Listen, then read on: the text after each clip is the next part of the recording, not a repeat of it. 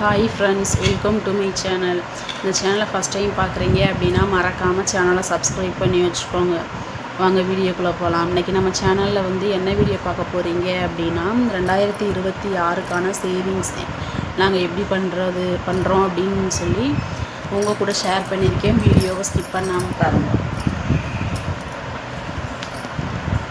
இந்த மாதிரி நீங்களும் சேமிக்கிறீங்களா அப்படின்னு சொல்லிட்டு எந்த மாதிரி சேவிங்ஸ் பண்ணுறீங்க அப்படின்னு சொல்லிட்டு எனக்கு கமெண்ட் பாக்ஸில் கமெண்ட் பண்ண மறந்துடாதீங்க.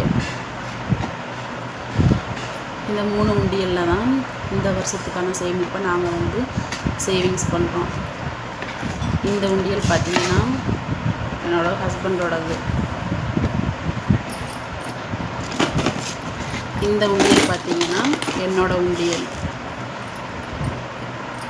இந்த உண்டியல் வந்து என்னோடய பையனோடது. இந்த 2 உண்டியல்லையும் அமௌண்ட் இருக்குது. இது வந்து எம்டியாக இருக்குது. ஏன் அப்படின்னு கேட்டிங்கன்னா, லாஸ்ட் வீக் தான் அன்பாக்சிங் பண்ணோம். அன்பாக்சிங் வீடியோ வந்து நம்ம சேனலில் அப்லோட் பண்ணியிருக்கேன். பார்க்காதவங்க நம்ம சேனலில் போய் பார்த்துக்கோங்க. இந்த 2 உண்டியலும் பார்த்திங்கன்னா ஜனவரி மந்தில் 2026 இந்த வருஷத்துலேருந்து ஜனவரி மாதத்துலேருந்து நாங்கள் சேர்த்துட்ருக்கோம். மொத்தம் எவ்வளோ அமௌண்ட் வந்துச்சு அப்படின்றத இந்த வருஷ கடைசியில் பார்த்திங்கன்னா அன்பாக்சிங் வீடியோவை அப்லோட் பண்ணுவேன். வீடியோவை மறக்காமல் பாருங்கள்.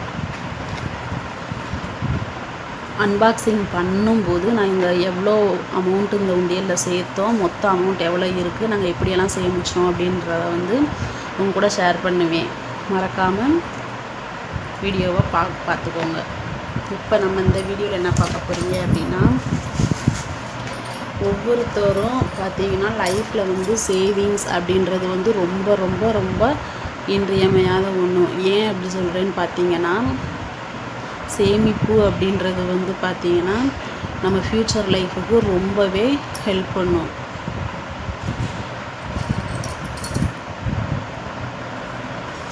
அதனால் நம்ம கையில் கிடைக்கிற தொகையில் முழுசும் சேவிங்ஸ் பண்ணலை அப்படின்னாலும் ஒரு பகுதியை வந்து சேவிங்ஸ் பண்ணுறது வந்து ரொம்பவே முக்கியம். நம்ம சிறுக சேமிக்கிறது வந்து பார்த்திங்கன்னா ஃப்யூச்சரில் ஒரு பெரிய தொகையாக வந்து நம்ம கையில் கிடைக்கும். அது வந்து பார்த்திங்கன்னா நம்ம ஸ்கூலில் வந்து இப்போ பிள்ளைங்களை படிக்க வைக்கிறோம் அப்படின்னாலுமே அவங்க படிப்பு செலவாகட்டும் எதுக்கோ ஒரு செலவுக்கு அது வந்து கை கொடுக்கும். நிறைய பேர் பார்த்திங்கன்னா டெய்லி சம்பளம் வாங்குறவங்களாக இருக்கும். ஒரு சில பேர் வந்து வீக்லி ஒன்ஸ் வாங்குவாங்க. ஒவ்வொரு பேர் பார்த்திங்கன்னா சில பேர் மந்த்ஸ் ஒன்லி வாங்குவாங்க. நம்ம சம்பளம் வாங்குறதுக்கு தகுந்தது மாதிரி சேவிங்ஸ் வந்து பண்ணிக்கணும். இப்போ டெய்லியும் வாங்குறவங்களா இருந்துச்சு அப்படின்னா, மாதம் வாங்குறவங்களா இருந்தால் மந்த்லி ஒரு அமௌண்ட்டை வந்து போஸ்ட் ஆஃபீஸ்லேயோ இல்லை பேங்க்லேயோ அந்த மாதிரி அக்கௌண்ட் வச்சு அதில் வந்து கொஞ்சம் கொஞ்சமாக சேர்த்து வச்சுக்கலாம்.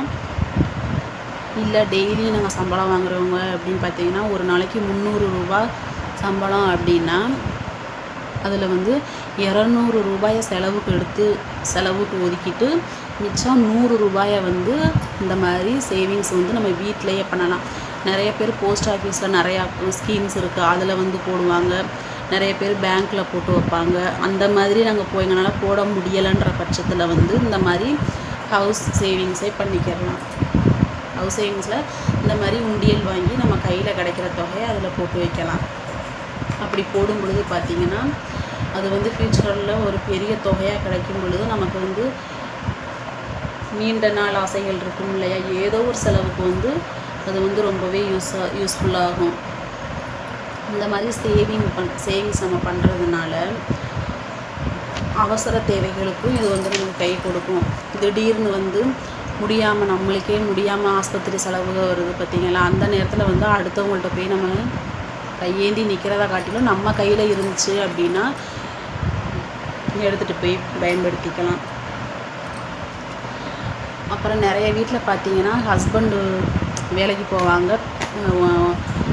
பெண்கள் வந்து வீட்டில் தான் இருப்போம். அப்படின்ற பட்சத்தில் அவங்க செலவுக்கு கொடுக்குற அமௌண்ட்டில் செலவு முழுசையும் பண்ணிடாமல் குறிப்பிட்ட தொகையை செலவு பண்ணிவிட்டு மீதம் இருக்க தொகையை இந்த மாதிரி உண்டியல் வாங்கி வச்சோம், இல்லை ஏதோ ஒரு பாக்ஸில் வீட்டில் இருக்க பாக்ஸில் போட்டு நம்ம சேவ் பண்ணி வைக்கும் பொழுது நம்ம குழந்தைங்க வந்து நம்மள்ட்ட கேட்பாங்கல்ல, ஏதோ கேட்குறப்ப அவங்க பிள்ளைங்களோட செலவுக்கு வந்து ஹஸ்பண்டை எதிர்பார்க்காம நம்ம கையிலேருந்தே எடுத்து செலவு பண்ணிக்கலாம்.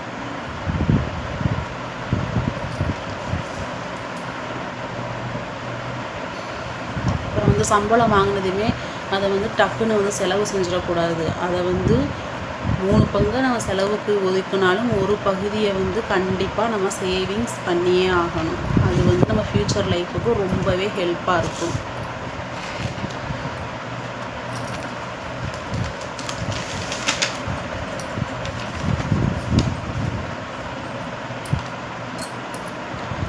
இந்த வீடியோ பிடிச்சிருக்குன்னு உங்களுக்கு நம்புகிறேன். இந்த வீடியோ பிடிச்சிருந்துச்சி அப்படின்னா லைக் பண்ணுங்கள், உங்கள் ஃப்ரெண்ட்ஸ் கூட ஷேர் பண்ணுங்கள். சேனலை மறக்காமல் சப்ஸ்கிரைப் பண்ணி வச்சுக்கோங்க. அது மட்டும் இல்லாமல் நீங்கள் இந்த மாதிரி உண்டியலில் நாங்களும் இந்த மாதிரி இந்த பழக்கம் இருக்குது, எங்களுக்கும் இருக்குது அப்படின்னு சொல்லி இருக்கா இல்லையா அப்படின்றத கமெண்ட் பண்ண மறந்துடாதீங்க. இந்த வீடியோவிலேருந்து என்ன நீங்கள் கற்றுக்கிட்டீங்க அப்படின்றதையும் மறக்காமல் கமெண்ட் பாக்ஸில் கமெண்ட் பண்ணுங்கள்.